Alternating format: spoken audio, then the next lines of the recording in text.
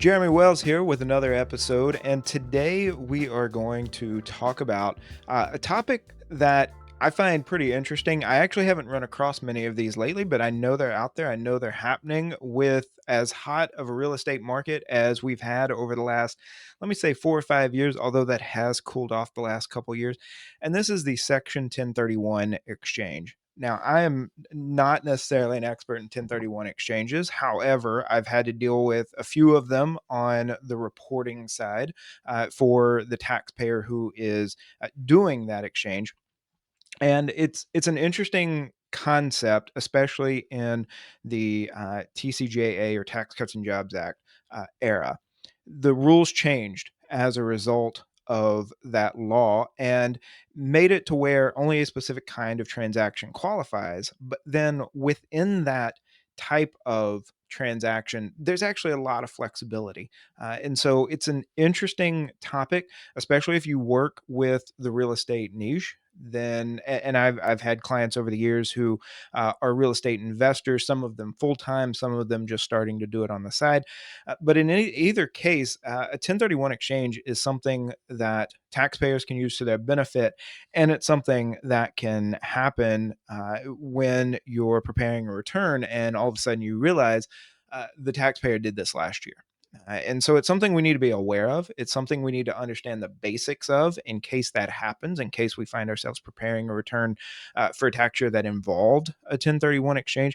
And it's something that our clients who are either starting to get involved in real estate or have been doing it for a while, it's something they're going to be interested in exploring, maybe even doing. And so we need to be able to advise them on it.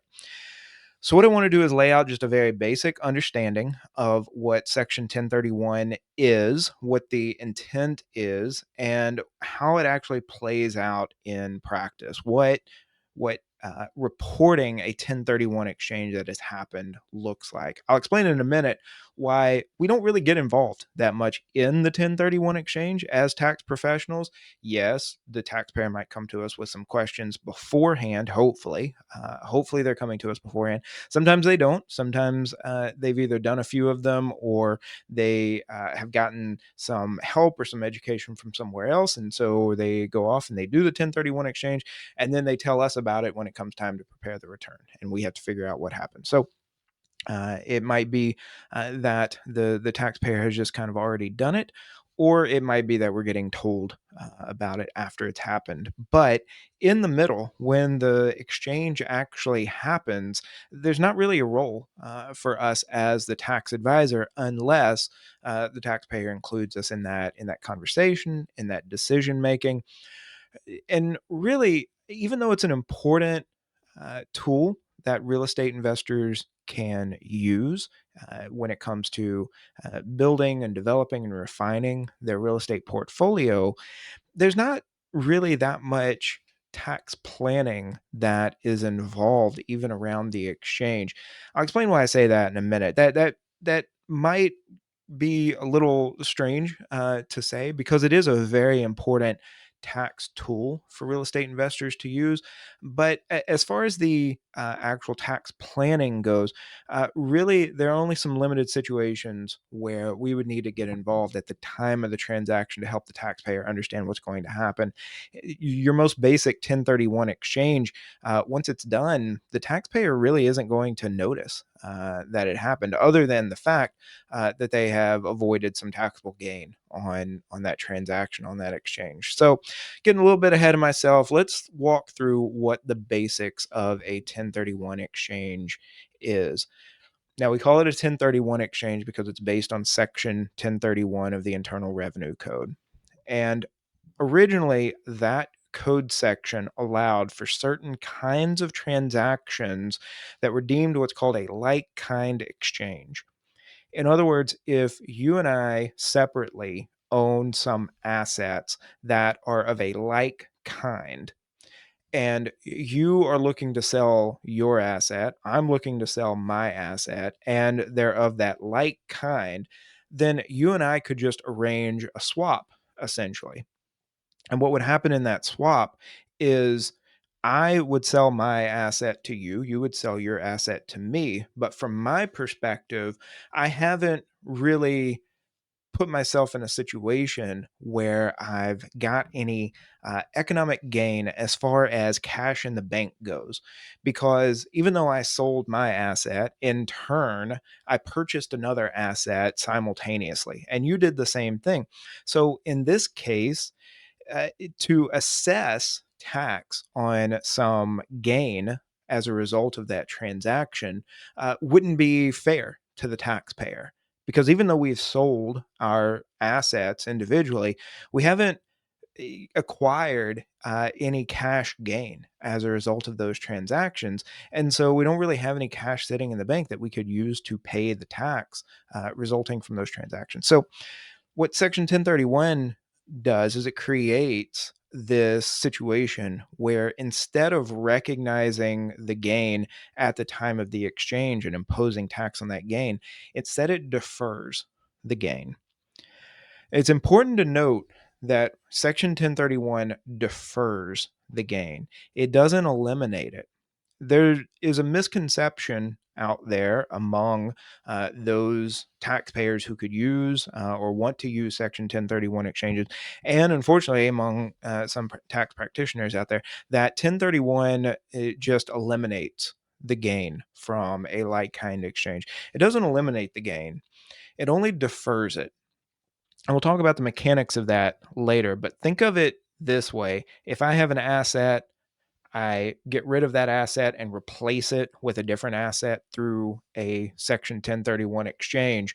And now, as a result of that transaction, I would have recognized some gain on that sale.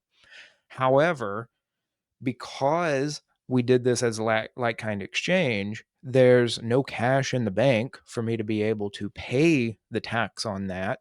And so even though I have recognized some gain, there is some gain that happened in terms of that transaction.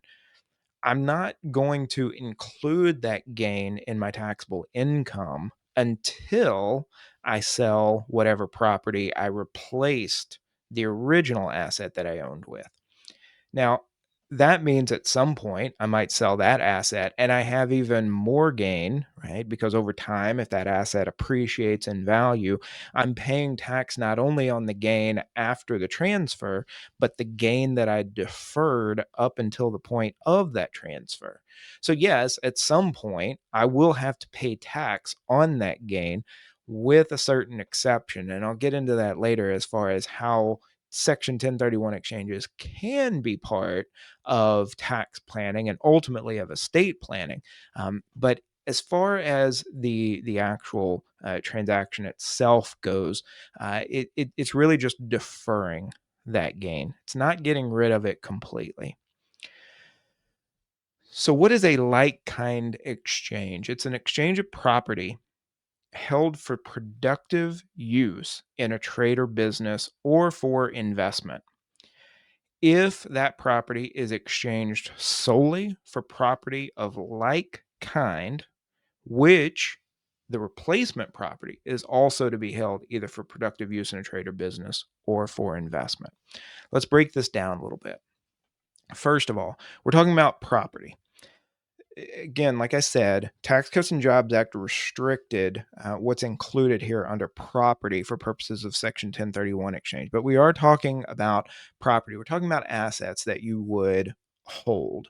And so there's going to be a lot of kinds of property and other sorts of transactions that are not going to qualify for a Section 1031 exchange, even before the limits that Tax Cuts and Jobs Act added to this. However, uh, we're talking about assets, and we're going to exchange those assets for other assets. And those assets are held for productive use in a trade or business or for investment. We're only talking about essentially depreciable assets that have been held in a trade or business or that were held for investment. Investment is going to be an important concept, and we're going to come back to that later on when we start thinking about what property actually qualifies to be included in a Section 1031 like kind exchange.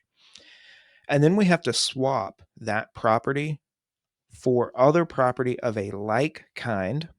And we'll talk about what that means more a little bit too. This is a point that I see confusing a lot of taxpayers as well as tax practitioners as well, because when we talk about like kind, well, just how similar do they have to be? If I have an apartment building, do I have to exchange it for another apartment building? What about a single family home? What about a commercial building? What about a piece of open land? Do those qualify as like kind or are they too dissimilar? We'll talk about those kind of situations in a few moments. And then the replacement property also has to be used productively in a trade or business or for investment. So, in other words, we automatically can't use a Section 1031 like kind of exchange for personal property. You can't use it for your personal residence. You can't use it for your vacation home that you're using strictly personally. Now, if it's a rental that you have some limited personal use of, it might qualify. Again, we'll talk about that here in a minute. But in terms of personal property, that's not going to qualify.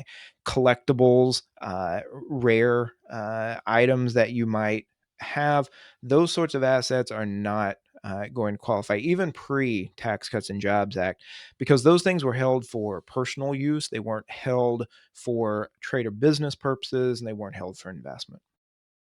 Now, a taxpayer making a like kind exchange has essentially reinvested the proceeds from the sale of the former property into purchasing the new property or the replacement property. And because of this, we say that the taxpayer hasn't realized any economic gain in a way that generates the funds to pay the tax on that gain. And again, this is the logic behind Section 1031. This is why we would create this set of rules by which a taxpayer could do this sort of like kind of exchange and avoid, at least for now, having to pay tax on that gain. Again, that gain is deferred until there's a sale that would generate funds to pay tax. So, for example, if a like kind exchange happens and then a few years later, that taxpayer then sells the replacement property from that like kind exchange, just in a normal sale. Now the taxpayer has acquired some funds to be able to pay the tax from the gain, both of the replacement property and from the original property that was given up in that like kind exchange. And so that both of those gains are going to be essentially rolled into one taxable gain that's recognized in the year of the sale of the replacement property. I'll talk about this a little bit more later, but it is actually possible to do subsequent like kind exchanges. So let's say you have a piece of property, you exchange it for another piece of property in a qualifying like kind exchange. It's then possible later on in the future to take that replacement property and use that as the original property in another like kind exchange. This is often called chaining like kind exchanges. And so each of those properties, each of those exchanges would then be a link in that chain of like kind exchanges. This can allow investors, i- or business owners, this can allow them the ability to stack those deferred gains from each of those like kind exchanges uh, again and again and again. So essentially, what you might have is multiple properties that have been owned at one time or another along that chain, and the gain from the sale of each of those properties up until that final replacement property would essentially be stacked up against each other. That can create an interesting situation, especially if that taxpayer is able to roll that final property into an estate plan. Let's talk about qualifying property. Originally, a Section 1031 exchange included a lot of different kinds of property. That was restricted after 2017 to only including real property. Since the start of tax year 2018, like kind exchanges only involve real property. So we're talking buildings, land, significant improvements to the land. Now, we'll talk later on about what within that might not necessarily be qualifying. There might be aspects of real estate that still don't qualify, and we'll talk about how we handle those as part of the exchange as well.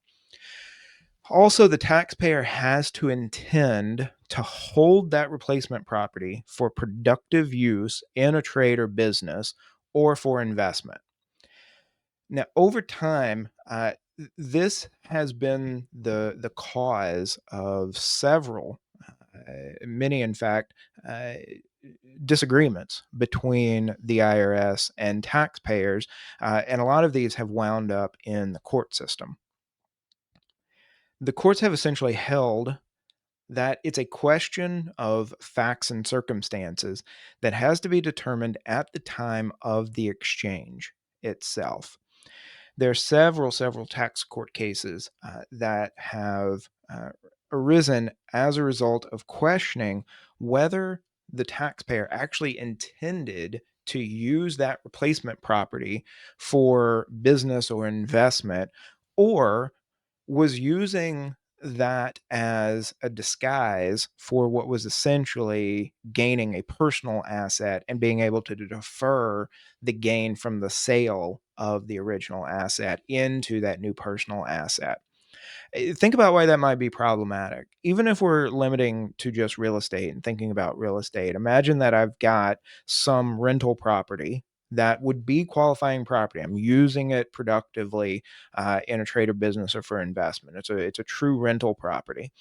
Let's say it's a single family home, and I find another single family home that I really like, but it's out of my price range. And I would actually like to live in that new single family home, but I don't want to just go buy it myself. And I've got this rental here. I don't want to sell the rental and then have to pay tax on the gain from that rental. And I've identified this single family home that I would love to move into. What if I just said, yeah, sure. I'll buy that single family home. I'll exchange the one I already own for that one, call it a Section 1031 exchange, wait a couple months, and then move into that replacement property. And I'll just tell everybody in the meantime that I intended to rent it out, even though I wound up using it as my personal residence. Now, interestingly, there are some tax court cases that look like that scenario I just explained. And interestingly enough, some of them have different results. One of the most important of these tax court cases in terms of setting precedent for what the tax court is looking for, and one that you see cited in a lot of subsequent tax court cases, is Click v. Commissioner. This was in 1982. So in Click, the taxpayer exchanged her farm from for two properties, each with land and a house. And so this is already getting at the definition of what does like kind mean in a like kind exchange. But let's assume for the moment that in Click that this was a like kind exchange, a farm for two properties with land and a house on each of those properties. Now, what's interesting here is that on the very same day that the exchange went down, Click's two children and their families moved into each of those houses. So one family moved into each of the houses. And then 7 months later, she transferred ownership of those houses to each of the families that lived in them. Now, Click's argument was that she had the farm, which was used productively as a farm, and so that qualifies. And she transferred that into the two homes. She exchanged that farm for those two homes, and she allowed the families to live there. And in the meantime, collected rent for them. At least that's the story that she gave. So to her, this was a like kind exchange. This should have qualified. This was exchanging one property, the farm that was used productively, for two properties, two houses that were also, according to the taxpayer, used productively. However, when she transferred by way of a gift those two houses to the families living in them, that called into question whether she actually intended at the time of the exchange for those two replacement properties, those two single family homes, for them to be used for investment. The facts and circumstances that the court looked at, including the fact that her relatives moved into those houses on the day after the exchange, and then that relatively quickly, just 7 months later, she transferred. She didn't sell, she gifted those homes to those families, really made the court question whether that was a truly a bona fide uh, acquisition of those replacement properties for investment. So the tax court determined that the exchange did not qualify, as Click, the taxpayer, clearly never intended to actually hold those replacement properties as rentals or as investments. Now, in another case in Adams v. Commissioner, and this was in 2013, the taxpayer exchanged a rental for a fixer-upper. Right, this is out in California. The the rental was a qualifying property. It was a piece of real estate that had been used productively for investment. And then Adams acquired that by way of a 1031 exchange for a fixer upper. Now, Adams' son had significant experience in home building and renovations. And so he made a great candidate for his father to essentially hire to fix up this newly acquired home. The home was in pretty bad shape. It had been left derelict. Squatters had moved into it, and so it needed a lot of work. Adams, the taxpayer's son, had his family, but had experience with renovating these kinds of properties, and so started the renovation work, and eventually got it to the point to where he and his family could move into that home. Spent the next 3 months repairing it, uh, and then he and his family moved into it. The father essentially agreed to exchange 3 months worth of rent as payment for repairing and renovating the home. So even though there was no cash exchanged, the father essentially said to the son, I'll let you live in this home 3 months rent free. You keep working on renovating and repairing it. Then the father started to charge rent after that 3 month period. It was below market rent, and the court noted that, but it was rent, and there were actual cash payments. And the son ended up missing one payment, but that was it. Other than that, the son was regularly making those cash payments to the father. And despite that, despite it being below market rent, the court wound up determining that the taxpayer, Adams, indeed intended to use the replacement property for investment. So in this case, even though the taxpayer that acquired the property let his son and his son's family move into the house, and even though the rent that he charged was below market rate at the time, the court still sided with the taxpayer and argued that, or held that the property actually did qualify, and it was indeed a Section 1031 exchange. So you can see there are just some slight differences in the fact patterns here, but the court winds up coming to a different conclusion. In the Click case, it was not a qualifying Section 1031 exchange. However, in the Adams case, it was. Now, in another case, this is Moore v. Commissioner in 2007. The taxpayer exchanged one vacation property for another. Now, the taxpayers, the Moores, used both of these vacation properties personally, and they never made any attempts to rent either one of them out. This is actually an interesting case because even though they never attempted to rent them out, the taxpayers argued that they did hold them for investment. Now, to them, investment meant waiting for the market to essentially appreciate the value of the homes. And in general, that's kind of how a common person would define an investment. I'm going to buy something. I hope its value goes up over time. If it does, I'll sell it. I'll make a little bit of profit. That's sort of the stripped down to its core. That's the bare bones definition of an investment. However, in this case, the court held that that's not really in the spirit of what Congress meant when they used the term investment in Section 1031. And just the mere expectation of an increase in value is not sufficient to establish that investment intent. It's pretty clear in this case that the taxpayers only use these properties personally, and that combined with such a stripped down definition of investment really worked against them in this case. So here, the Moores pretty clearly had a transaction that did not qualify as like kind exchange. Now, on the other hand, in Goolsby versus Commissioner, this is a 2010 case, the taxpayers exchanged their personal residence for a replacement property. And in this period, this was allowable, but they exchanged their personal residence for a replacement property. Now, they placed a single ad in a neighborhood newspaper of the replacement property. This wasn't even a town or community newspaper. This was probably something closer to like a neighborhood or even an HOA newsletter.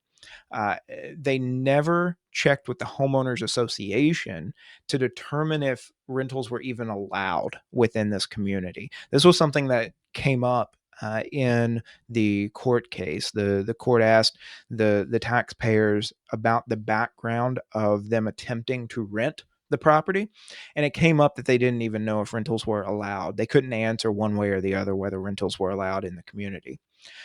Within 2 months of that advertisement for the new home trying to rent it out, the taxpayers had moved into the property.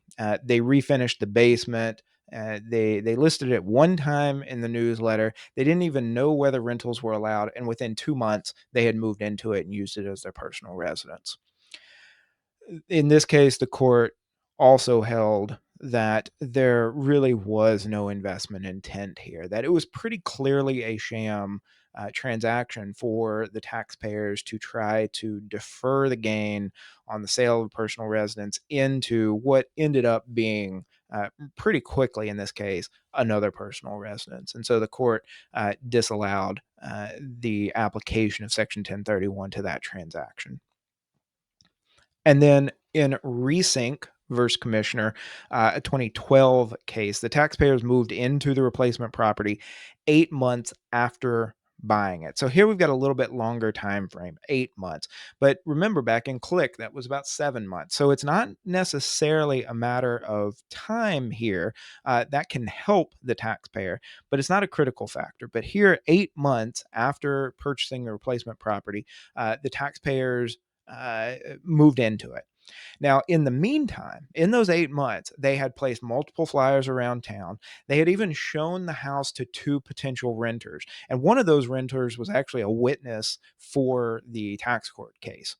And so the court actually was able to hear from one of the prospective renters. It turns out that the property was outside of the price range of both of the renters, but it was pretty clear to the court that the taxpayers had made a genuine effort to try to rent out the property. And in the meantime, they did wait a little bit longer to try to move into that property.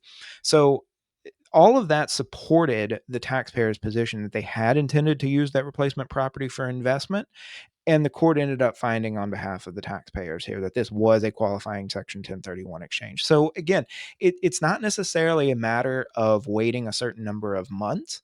It's not a matter of whether you advertised that property for rent or not. It's the culmination of all of these different facts and circumstances that builds up a case of whether you were actually genuinely trying to exchange that property or not.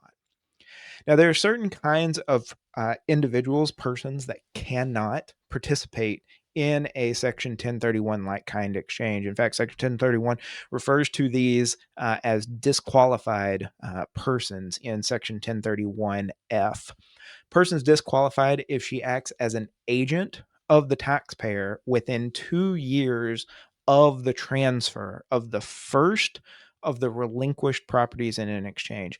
It's actually possible to have more than one property on either end of the exchange. You can exchange multiple properties. You can receive multiple properties in a section 1031 exchange.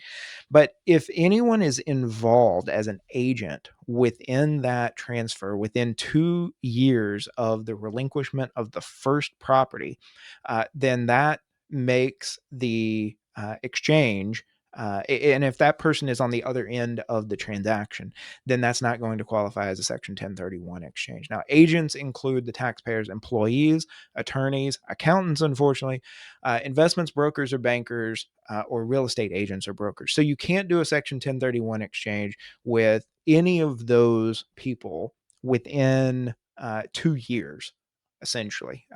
So think about it this way: if someone prepared your tax return, but they did that 3 or 4 years ago, and you haven't worked with them since, that person would actually be eligible to do a Section 1031 exchange with. However, if you worked with a real estate agent within the last 2 years, you would not be allowed to do a qualifying Section 1031 exchange with that person, at least not without waiting until it's been more than 2 years since you worked with that individual. Now, also, a person is disqualified if she's related to the taxpayer as defined in IRC Section 267B and Section 707B. Now, 267B is going to define individuals that are closely related. 707B is going to define the relationship between a partner and a partnership, and then that partner with the other partners. So we're talking about close family members such as parents, siblings, spouses, children. We're also looking at corporations in which the taxpayer owns more than 10% of the stock. The way it's phrased in 267B is 50%, but Section 1031 replaces that 50% with 10%. So it doesn't even have to be that you are a majority owner in that corporation that you're trying to do that exchange with. Just 10% is all it takes to disqualify that corporation or that partnership from being eligible to be on the other end of that Section 1031 exchange from you. So if it's a corporation in which the taxpayer owns more than 10% of the stock, or if it's a partnership with more than 10% capital interest in that partnership. And then also trust grantors, fiduciaries, and beneficiaries, and then estate executors and beneficiaries. Those people can't do Section 1031 exchanges with each other. Those would just create conflicts of interest. So, what do we mean when we say like kind property? Like kind refers to, and this is a direct quotation from the Section 1031 regulations, the nature and character of the property and not to its grade or quality. One kind or class of property may not be exchanged for property of a different kind or class. Now, what does that mean? That doesn't really help a lot. Now, to say that it's not grade or quality is a little bit helpful. So, in other words, if I have an apartment building that has 5 units, does that mean that it's in the same class or character as an apartment building with 50 units? It might be, because we're not talking about the size, the grade, or the quality. We're looking at the nature and character. And in that case, we would look at these two buildings as both being apartment buildings, and therefore they would be of a like kind. They would be of the same nature and character. But now, how far does that go? In general, when it comes to real estate, if we're looking at what the common person would term real estate, so we're looking at land and the buildings that would be on that land, then we're talking about like kind. So, in other words, just because one property is residential use and the other one is commercial use, we're talking about an apartment building versus an office building, it's still going to be of the same nature and character. And so, those would be like kind. If we're even talking about raw land as real estate versus developed land with buildings on it, again, we're still talking about like kind here. So, even though we have reduced the applicability of Section 1031 to just real estate, within that label of that category of real estate, it's pretty broad as far as what would qualify as like kind. And that quoted definition specifically comes from Treasury Regulation Section 1.1031A hyphen 1B. Now, courts consider the respective interests in the physical properties, the nature of the title conveyed, the rights of the parties, the duration of the interest, and any other factor bearing on the nature or character of those properties as distinguished from their grade or quality. This is an important point. Sometimes the transaction will involve legal rights to property or the ability to use that property, for example. None of those issues are going to be considered as bearing on the nature or character, right? Well, excuse me, they are going to be considered as bearing on the nature or character. They're not going to be considered as part of the grade or quality. So, again, if we have two properties that are of a like kind, and you and I have varying levels of the same rights to use that property, we're still exchanging essentially the same nature or character. We're still essentially exchanging rights to use that property. It's not going to matter as much whether the property has different levels of rights or that we're exchanging different levels of rights to that property. In general, because now we're just restricted to real estate, this doesn't come up as much. We pretty much just see 1031 exchanges happening where we just have swaps of deeds that I'm selling my deed to this property, you're selling your deed to your property to me, and there's not going to be that many restrictions on that, if any at all. If we start looking at including restrictions, then it might cause some issues, but in general, from a business perspective, and sometimes as tax advisors, uh, we have to write the law to account for specific cases, but then we have to think about what we would actually come across in the real world. And from a business perspective, when it comes to Section 1031 exchanges, usually we're just seeing swapping deeds back and forth, really with relatively little restrictions on what the rights conveyed as a result of that transaction are. Now, for real estate in particular, all qualifying real property located in the US, improved or unimproved, is like kind property. And then all qualifying property outside the US is like kind. But property located inside the US is not like kind with property outside the US. And this comes from Section 1031H. So, you cannot do a qualifying Section 1031 exchange for a piece of real estate in the US with another piece of real estate outside the US. I've actually had to advise clients on this before because they want to start dabbling in rental markets outside the US, or they have rental properties outside the US. They now live permanently in the US and they want to dispose of those rental properties, but they want to do it in a way that's tax efficient and start building up their rental portfolio here in the US.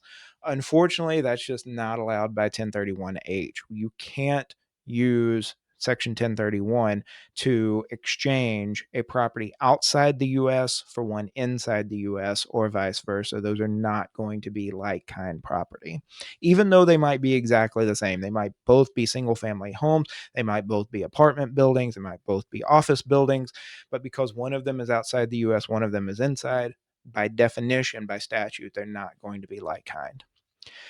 Real property, I keep using that phrase, but real property includes land and improvements to land, unsecured natural products of land, and the water and air space that is super adjacent to land. This comes out of Treasury Regulation 1.1031A-3A1. So, this is what we mean when we say real estate. If it's one of those three, if it's land and improvements to land, that means the buildings that are actually on the land. If it's unsecured natural products of land, so the raw materials that are still in or on the land qualify, and then the water and airspace above and below uh, the land. Now, the unsecured natural products is an interesting one. There are court cases that look at this. So, for example, an orchard of apple trees, the trees themselves would be considered unsecured natural products of land. The apples growing on them would be until they're harvested. There was a court case in which the orchard owner tried to claim the harvested apples as part of a Section 1031 exchange, arguing that it was a natural product of the land. And the court said once they're harvested, once they're no longer attached to that tree, it's no longer real property. It's no longer part of that. It becomes part of inventory or something else. Improvements to land inherently include permanent structures and the structural components of those inherently permanent structures. The regulations include certain criteria for determining whether an improvement is an improvement to land or a structural component. It's important to note the difference, but it's also important to realize that the structures and the structural components of those structures are both possible to be included within that definition of real estate. There are, interestingly, also certain intangible assets that qualify as real property for purposes of Section 1031. When I was researching 1031 exchanges for another discussion and then for this podcast, I came across this and it was actually pretty interesting to me. I hadn't realized this before, but fee ownership, co-ownership of land, a leasehold, an option to acquire real property, an easement, stock in a cooperative housing corporation, and then shares in a mutual ditch, reservoir, or irrigation company, as well as land development rights. All of those are intangible assets, yet they qualify as able to be included as real estate within a real property within a Section 1031 exchange. So just because a taxpayer comes to you and has one of these intangible assets may not necessarily mean that they can't engage in a Section 1031 exchange. If that intangible asset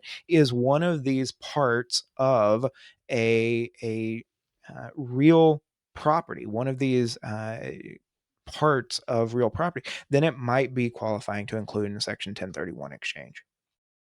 Now, it's important to note also that most like kind exchanges today are actually deferred like kind exchanges, technically.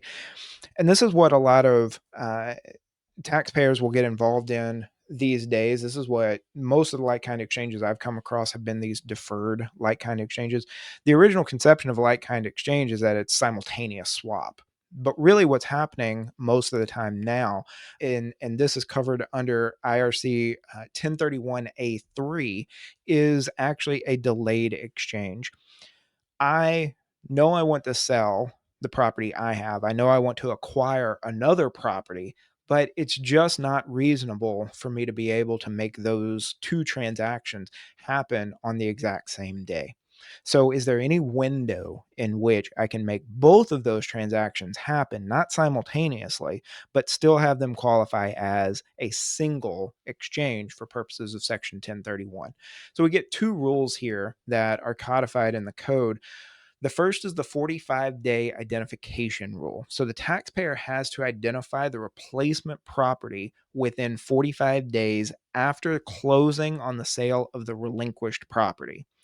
So if I sell my property, I have to formally identify, and I have to do this in writing with my signature, the replacement property. Now, I can identify multiple properties, but I have to identify at least one. And that happens when I designate it unambiguously. That's the term used in the code. I have to unambiguously identify that property by sending a signed document to a person obligated to transfer the replacement property, which is usually going to be the owner, the seller, or to someone involved in the exchange, such as an intermediary, an escrow agent, or a title company.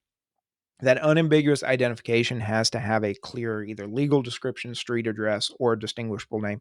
Usually it's the street address, but it could also be the distinguishable name if it's a building that everyone in the community knows by a name. Um, Usually like theaters or big office buildings, they have a certain name, the Sears Tower, for example, which isn't even the Sears Tower anymore, but we'll let that one go. And then there's also the 180-day receipt rule. The taxpayer has to receive the replacement property within 180 days of what's called the exchange period. And that exchange period begins on the date the taxpayer transfers the relinquished property and ends on the earlier of the 180 day after that relinquished property is given up, or the due date, including extensions of the taxpayer's income tax return for the year of the transfer of the relinquished property. So, in the year of that relinquishment, on that day that that property is relinquished, you've got 180 days after that, or the due date, including the 6 month extension of that income tax return. It's the earlier of those 2 days is when that exchange period happens. It's very important if you're working with a taxpayer and advising one who wants to do a 1031 exchange. Now, usually they'll be able to get an explanation of this from the intermediary, or if they're using one, or uh, they will find this out somewhere else where they're learning about 1031 exchanges, but a lot of times not. And it's kind of confusing the way that exchange period can have two different end dates. So it might be worth it if you know that a taxpayer is involved in a like kind exchange or is trying to set one up. uh, the 45-day window is really important. I've seen like kind exchanges get blown because the taxpayer couldn't identify replacement property within the 45 days. But then the 180-day rule is a little bit easier to fall within, and you might actually talk to the taxpayer, especially if you're preparing their return. You might actually talk to the taxpayer about it before that window closes, and it might be worth having a conversation about when that exchange period actually ends. Now, for a deferred like kind exchange, there are four safe harbors. These aren't required. They're safe harbors, and they're not mutually exclusive. The taxpayer could use more than one of these, and the taxpayer could come up with a method to complete the deferred like kind exchange other than one of these safe harbors. Again, they're not required. However, using one of these safe harbors is going to help the taxpayer guarantee that the transaction does qualify as a deferred like kind exchange.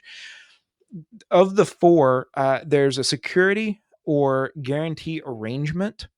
Where the buyer of the relinquished property provides a guarantee, a standby letter of credit, or a third party guarantee of the obligation to acquire the replacement property. Another one is qualified escrow account safe harbor. The proceeds from the sale of the first property are placed in a qualified escrow account or qualified trust. That's another way that can happen. So that's the second safe harbor. The third safe harbor is by far the most common, and this is the one we typically see. And in fact, this has almost become synonymous with a deferred 1031 exchange, and that's using a qualified intermediary. Interestingly enough, there is not a specific definition in the regulations of what a qualified intermediary actually is. However, typically you see title agents working as QIs. There might be some professionals who specialize specifically in Section 1031 exchanges, but they'll put themselves out as they'll advertise themselves as qualified intermediaries. They might also go by the term accommodator. They're essentially accommodating that transaction, but they hold the proceeds from the sale of the relinquished property and then facilitate the acquisition of the replacement property. So the key here that you're getting from these safe harbors is that at no time should the taxpayer ever have control of the funds from the sale of the relinquished property. And that's really a key to making sure that one of these deferred like kind exchanges happen. If you think about a basic 1031 exchange, it's just a swap. There's no cash exchanged ever. So that would make it, unless there's boot, which is a separate conversation. But if it's just a straight up swap, then there's no concern about holding funds in escrow. However, if we're talking about a deferred like kind exchange, then there would in fact be some funds being held somewhere. You don't want the taxpayer to have control of those funds. In fact, there's a fourth safe harbor that anticipates the possibility that those funds might be held up in escrow for a while, and this is the interest or growth factor safe harbor. And this essentially says that the taxpayer can't get any benefit from those funds being held until after the exchange is complete. So that's going to be interest, or I suppose dividends if it was invested into some sort of account. But in general, it's going to be held in a savings account or money market account, something like that. But it should be held by a qualified intermediary, or in an escrow account, something like that, so that there's no question that the taxpayer never had access to those funds. Now, again, these safe harbors they're not mutually exclusive, they're not required. Um, and like I said, most of the time we're using a qualified intermediary in order to facilitate these exchanges. A like kind exchange is going to be reported on Form 8824. There are three parts to the form. There's actually a fourth part, but it's so specific. I'm not even going to talk about it here. I'm not engaged in any sort of transaction that required that fourth part. If you did, hopefully you would have enough experience with like kind exchanges to where you would understand what's happening in that fourth part.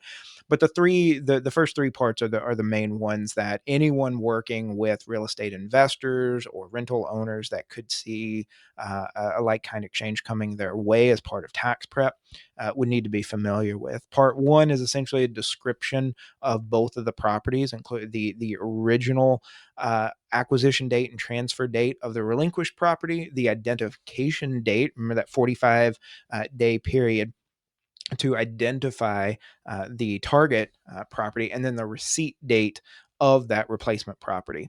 And then there's also a related party question. Now, there are some rules about related parties. If this exchange includes a related party, then the Form 8824 has to be reported for the next 2 years after, and neither party in this exchange can sell or otherwise exchange or transfer those properties within the next 2 years after the like kind exchange goes down. So if you are doing an exchange with a related property, with a related party that is also a qualifying person, then you have to disclose that on Form 8824. Part two is that related party disclosure that I was just talking about. If in part one you answer yes to that last question about it being a related party involved in that exchange. And then part three is calculation of the deferred gain, the recognized gain, and the basement of the replacement property. Now, that calculation it can be interesting. Essentially, we're attempting to avoid any recognition of gain. However, some things that can lead to that is depreciation recapture or boot. Essentially, boot is when the taxpayer receives any property or especially cash along with the replacement property. In those cases, that can lead to the recognition of gain. In general, though, we want to avoid that. So most taxpayers, when it comes to a like kind exchange, are going to avoid that, or they're going to understand that whatever they're receiving is going to be boot. Now, there is actually a cap on how much of that boot could be taxable, and that would be the recognized gain. So if there is boot involved in a Section 1031 exchange, then you just have to remember that the taxpayer could be on the hook as far as recognized gain up to either the amount of the boot or to the recognized gain, whichever is the lower of those two, in addition to any depreciation that's going to have to be recaptured or anything like that. So that's essentially the calculation of the realized gain and the recognized gain. And then the basis of the new property will essentially be the basis of the old property. Again, the idea of a like kind exchange is that you're relinquishing the old property and you're essentially transferring that into the new property. The difference, of course, is going to be that deferred gain. So we don't really have to keep up with that. We don't have to separately record that or track that, because we're just saying that our basis in the new property is the same as the basis in the old property. Now, there are some parts of that calculation that's done in Part 3 of 8824 that might change that a little bit, but in general, we're not going to see that. We're just going to see the new property replace the old property on the depreciation schedule. And we continue with that basis, and we even continue with the depreciation the same. So wherever we're at in the depreciable life, the number of years of depreciation, the accumulated depreciation of the relinquished asset, we're going to carry that over generally into the new asset. And then if that new asset is someday sold, then we're going to have the that deferred gain will show up in the calculation of the recognized gain on the new property that's going to be sold. Now, there's a lot more nuance, of course, Section 1031 exchanges than I've gone over here. There's a lot of rules about related parties. There's a lot of rules about gain recognition. And those might all be good in a follow-up class. But for now, these are the basics. This is the basic amount of knowledge that you need to understand to start talking to some of your in real estate investor tax clients about how these 1031 exchanges might be able to help them. And if one just happens to find its way in last year's work papers for a client that you're working on a return and you need to prepare Form 8824, hopefully this is enough information to at least point you in the right direction to find the answers for reporting that exchange.